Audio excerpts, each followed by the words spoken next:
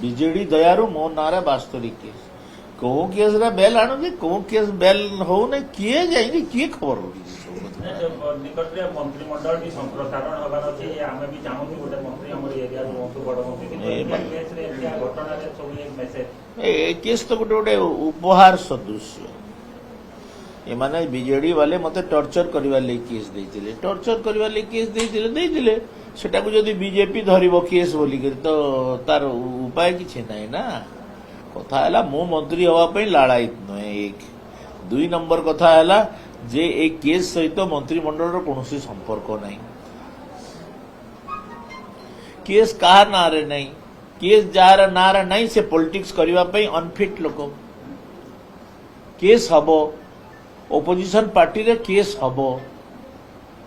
मोर कका नारे भी केस हो जाइए।